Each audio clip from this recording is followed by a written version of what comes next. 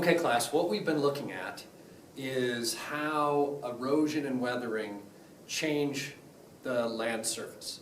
And one of the things we looked at that created a lot of the land features here in the Mission Valley was glaciers. There is another event that created a lot of the features that we see in the Mission Valley, and that is actually Glacial Lake Missoula. And so that's what we're going to talk about today. The name Glacial Lake tells you it's a lake that was probably formed by a glacier. And so we're going to get into some of the details of that. And so the first thing we need to look at when talking about Glacial Lake Missoula is how did the lake form? What you can see here in this picture is a very different view of what our part of the world looked like 10 to 20,000 years ago during the last ice age. You had all this ice that had moved down into the United States, south of Seattle, into Idaho, into Montana, and that really did a lot of things. And so what happened is this ice sheet came down, and it blocked the Clark Fork River. You can see right here in this red circle is the ice dam blocking the Clark Fork River. And so what it did was it impounded all this water behind that ice dam. The river couldn't flow out. So you can see it filled areas north of the Flathead in the Mission Valley, down to Missoula, out east of Missoula, and south of Missoula down into the Bitterroot Valley.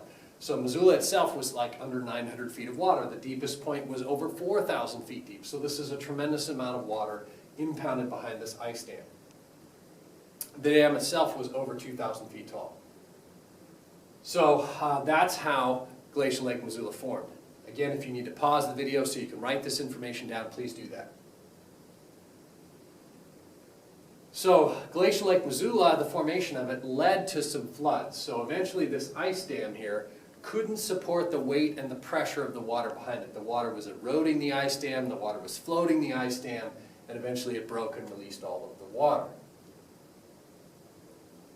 And so this led to a tremendous flood.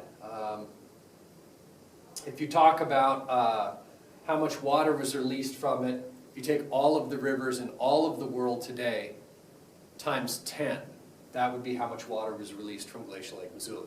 So it roared out of there really fast across the parts of Idaho and Washington and eventually out to Oregon and basically just scoured the land here, and they think it made it all the way out to the ocean in just 2 days.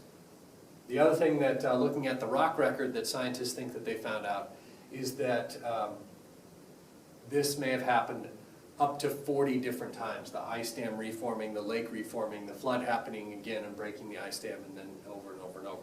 It's pretty wild. So what we're really looking at are what are the land features that were created by this Glacial Lake Missoula flood or floods.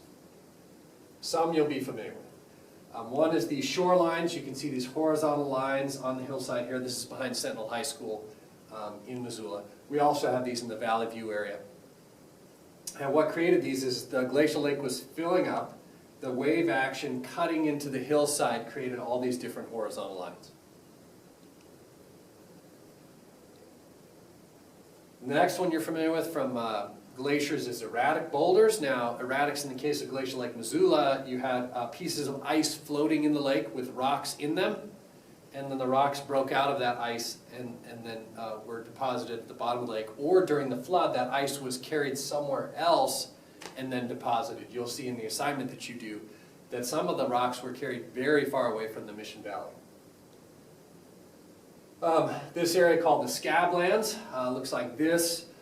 Close up in Washington State is where that floodwaters was rushing over the surface and it just stripped everything away, land, the ground, the trees, the plants, anything right down to the bare bedrock, which happened to be basalt lava flows.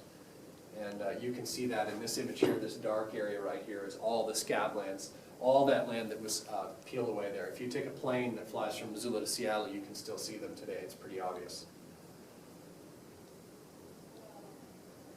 And one area up by Nirada, which is northeast of here, are these giant ripples.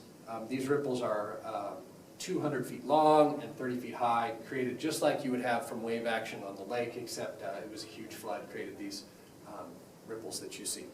So these are land features created by Glacial Lake Missoula where we live. You have an assignment to do. It's pretty straightforward. It's a worksheet. All the information's on it. Read it, answer it, and please submit it to the correct assignment on the Google Classroom. Good luck.